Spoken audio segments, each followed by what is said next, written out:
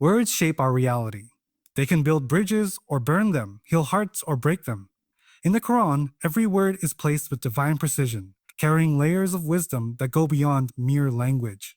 One of the most powerful linguistic tools used in the Quran is the difference between active and passive voice, something we often overlook in everyday speech. Consider this. When someone makes a mistake, they can either say, "I made a mistake," or "a mistake was made." The first sentence takes full responsibility, while the second avoids direct accountability. The Quran masterfully uses this technique to highlight not just historical events, but the very psychology of human behavior.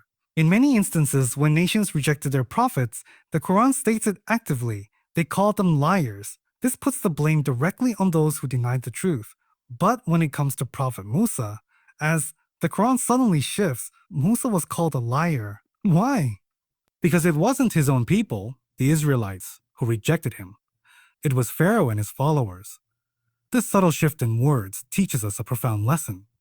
Truth must be spoken with accuracy, even when retelling history. We must not generalize or misrepresent facts, a mistake that can easily lead to false accusations and misunderstandings. The Quran's linguistic precision reminds us to always seek and speak the truth, no matter how small the detail. Human nature often leans toward shifting blame. When we make a mistake, admitting it directly can be difficult.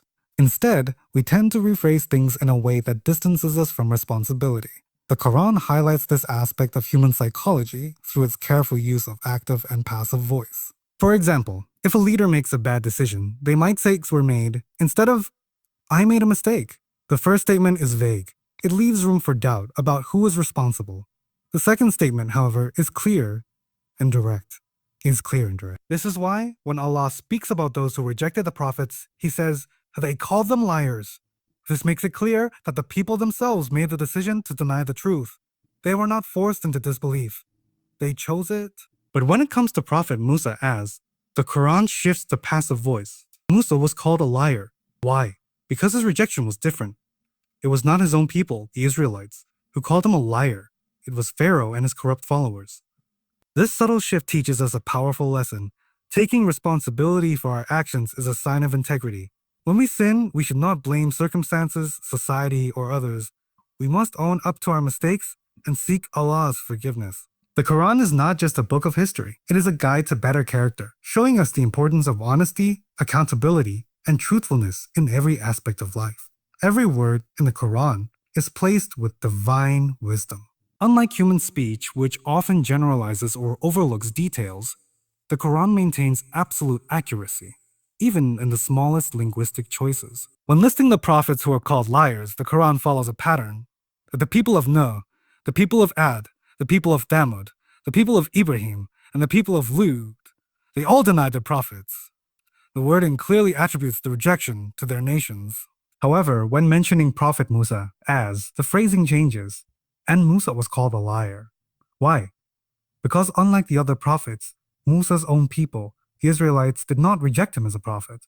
Instead, he was opposed by Pharaoh and his followers. If the Quran had said the people of Musa called him a liar, it would have been historically incorrect. This level of precision is a clear sign that the Quran is not written by any human. Even the greatest scholars or historians can make small errors when recalling events, but the Quran remains flawless. This is why Muslims believe it is the final and unaltered word of Allah. Beyond history, this accuracy also teaches us an important life lesson. We must be careful with our words. A single misplaced statement can misrepresent the truth. In a world filled with misinformation and half-truths, the Quran reminds us to always speak with precision, honesty, and responsibility. The Quran doesn't just convey stories, it does so with linguistic mastery. One of the most fascinating examples of this is the switch between active and passive voice in different verses. Consider the difference between these two sentences. They called him a liar. Active, he was called a liar. At passive, both sentences deliver the same message, but the first one clearly identifies the subject, the people who did the action. The second one removes that detail, making it more general or indirect. In the Quran, when describing how various prophets were rejected, Allah often uses the active voice. The people of Nuh, the people of Ad, and the people of Thamud denied their prophets. The blame is directly placed on these nations. But when it comes to Musa as, the Quran shifts to the passive voice, and Musa was called a liar. Why? Because it wasn't his own people, Bani Israel, who rejected him. It was Pharaoh and his followers. If the verse had said, the people of Musa called him a liar, it would have been historically inaccurate. This switch might seem minor, but it holds deep meaning. It proves the divine perfection of the Quran, where even the structure of a sentence carries historical truth and wisdom. It also teaches us to be mindful of how we communicate. Words can shape perceptions, and choosing the right phrasing can make all the difference in how truth is understood. The Quran is not just a book of guidance. It is a flawlessly precise historical record. Every word choice, every shift in tone, and every grammatical structure serve a purpose. When listing past nations who rejected their prophets, Allah mentions them in active voice, clearly attributing disbelief to them. The people of Nay, Ad, Thamad, Dalumas, and Midian denied their prophets. This direct phrasing leaves no doubt about who was responsible for rejecting the truth. However, when the Quran reaches the mention of Musa, as it suddenly shifts, and Musa was called a liar. Here, the verse does not say, the people of Musa called him a liar. Why? Because his own people, Bani Israel, did not reject his prophethood. Instead, it was Pharaoh and his corrupt followers who opposed him. This subtle shift in language ensures that history is not distorted.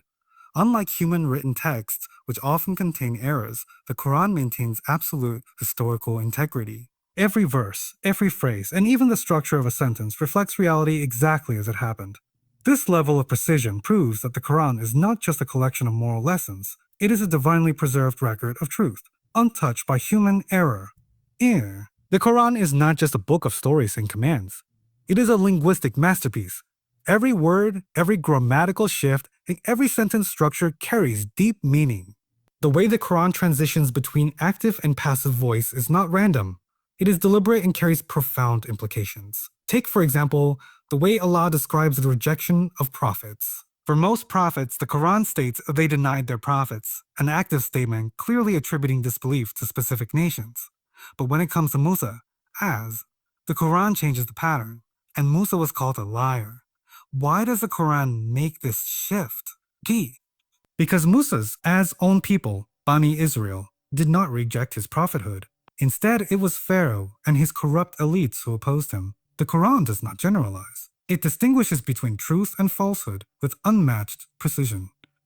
This linguistic accuracy is one of the many signs that the Quran is not man-made. No human, no matter how skilled, could maintain such perfection throughout an entire book. The Quran's precise use of language is a proof of its divine origin, challenging both believers and skeptics to reflect deeply. One of the miracles of the Quran is its flawless historical accuracy, even in the smallest linguistic details. When narrating the stories of past prophets, the Quran never generalizes incorrectly, nor does it distort history. For example, in most cases, the Quran states that nations denied their prophets, clearly attributing rejection to specific groups. However, when mentioning Musa the wording suddenly changes. Musa was called a liar instead of saying his people rejected him. This shift is profound. Unlike other prophets, Musa was not rejected by his own people, Bani Israel. Instead, it was Pharaoh and his followers who opposed him. The Quran captures this distinction flawlessly, without directly stating it, simply by changing the sentence structure. What's a subtle yet perfect historical accuracy is beyond human capability. Even the most skilled historian could make mistakes, especially when recounting events over centuries. Yet the Quran, revealed over 23 years, maintains a level of precision that no human author could achieve. This is one of the countless signs that the Quran is not just a book, it is divine revelation. The Quran does not just convey historical facts, it also reflects the deep psychological impact of language. One of the most remarkable examples is its use of active and passive voice in storytelling. When the Quran speaks about past prophets, it often says, they called him a liar, an active statement that clearly identifies the rejectors. But in the case of Musa, as the language shifts, Musa was called a liar. This passive construction is not accidental. It subtly removes direct blame from Bani Israel, his own people, because they did not reject his prophethood. Pharaoh and his army did. This tiny shift preserves historical truth, while also reflecting the emotional burden of Musa's struggle. So, the Quran teaches us an essential lesson here. Words carry weight, and how we use them shapes perception. The way we describe events and people can either be just and precise or unfair and misleading. Through its flawless linguistic precision, the Quran reminds us to be mindful of how we speak, how we judge, and how we portray history.